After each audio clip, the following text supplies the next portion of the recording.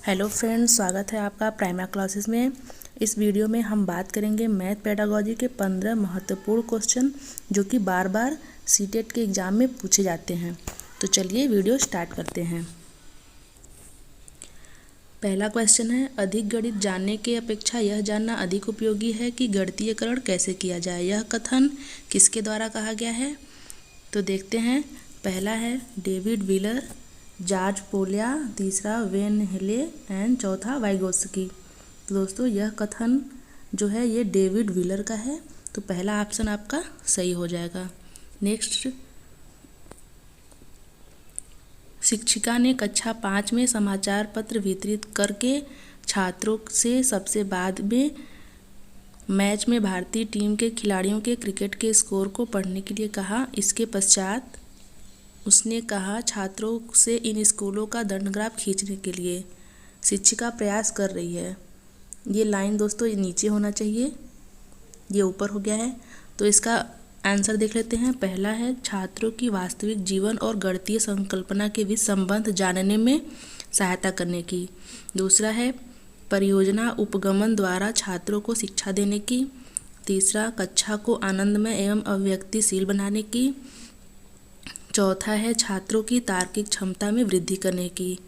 तो देखिए फ्रेंड्स, ये जो मैथ का पेडागोजी क्वेश्चन आता है उसमें जिस ऑप्शन में आपको दिखेगा कि वास्तविक जीवन में जोड़ने की बात की गई है वहीं आपका आंसर सही हो जाएगा। तो ऑप्शन नंबर पहला आपका सही हो जाएगा। तीसरा क्वेश्चन देख लेते हैं। एक शिक्षिका शिक्षार्थियों से पत्तियों को एकत्र करने और सममिति पैटर्न की पहचान करने के लिए कहती है। यह कार्य शिक्षिका के प्रयास को दर्शाता है। पहला आंसर है वास्तविक जीवन को गणितीय अवधारणाओं के साथ जोड़ने संबंधी। दूसरा अंतरा विषयक उपागम संबंधी। तीसरा है शिक्षार्थियों में सृजनात्मकता का विकास करने संबंधी। चौथा ऑप्शन है गणितीय संप्रेषण में सुधार करने संबंधी। तो देखिए, हमने पिछले क्वेश्चन बताया था कि जहाँ भी वास्तविक जीवन को गणित से जोड़ने की बात आएगी वो आपका आंसर सही हो जाएगा। तो आंसर नंबर पहला सही हो जाएगा। चलिए नेक्स्ट क्वेश्चन देखते हैं।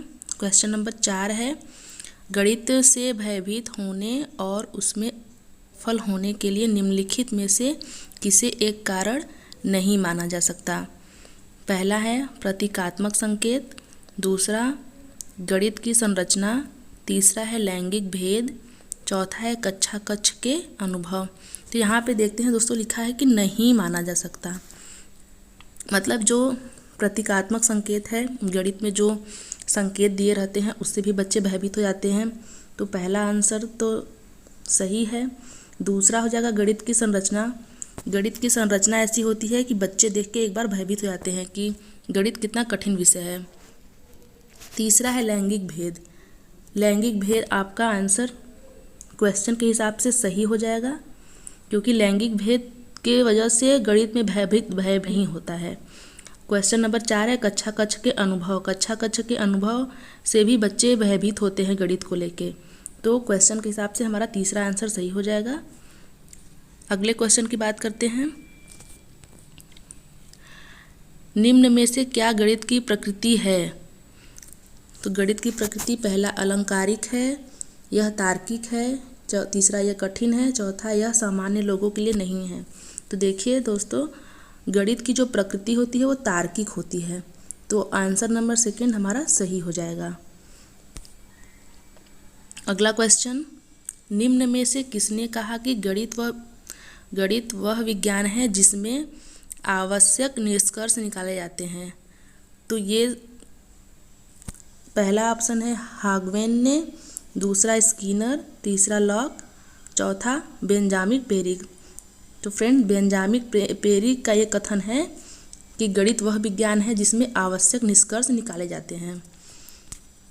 अगला क्वेश्चन देखते हैं। गणित सभी विज्ञानों का सिंह द्वार व कुंजी है, यह कथन है। तो यह कथन है बेकन का।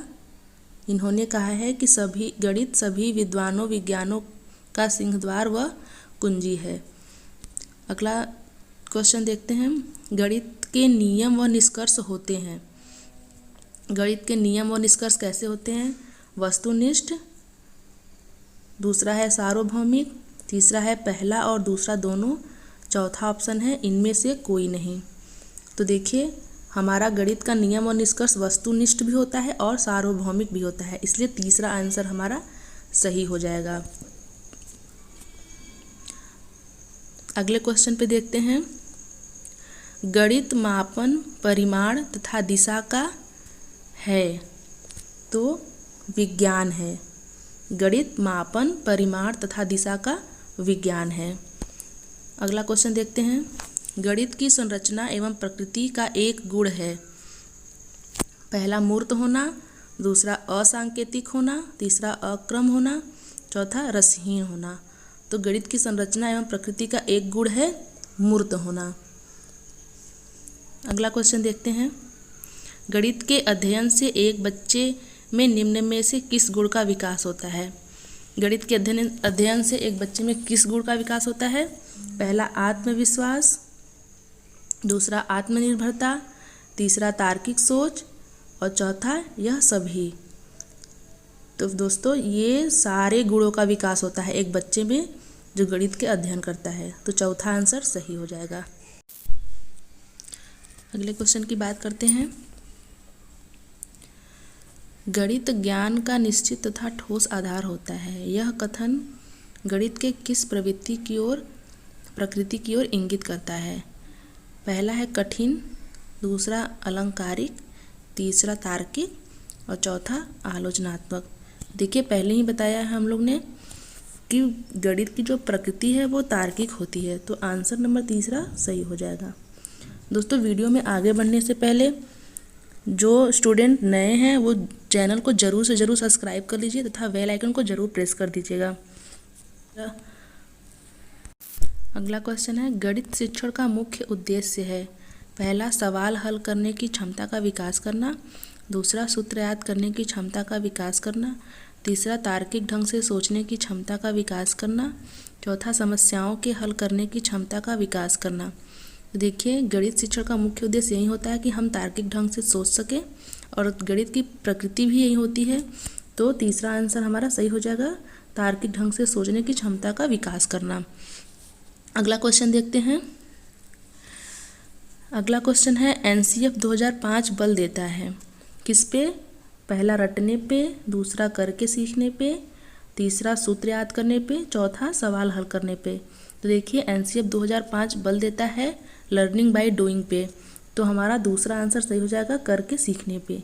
करके सीखने से बच्चा ज़्यादा अच्छे से सीखता है और लंबे समय तक उसको याद रहता है। लास्ट क्वेश्चन है। गणित में गणना करने संबंधी कौशलों को किसके द्वारा बढ़ाया जा सकता है?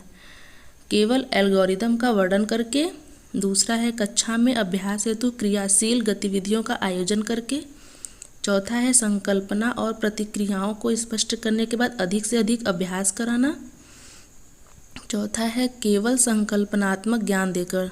तो देखिए गणित में गणना करने संबंधी कौशलों को हमें कक्षा में अभ्यास हेतु क्रियाशील गतिविधियों का आयोजन करके ही बढ़ाया जा सकता है, तो आंसर नंबर दूसरा हमारा सही हो जाएगा। ये था हमारा अंतिम क्वेश्चन।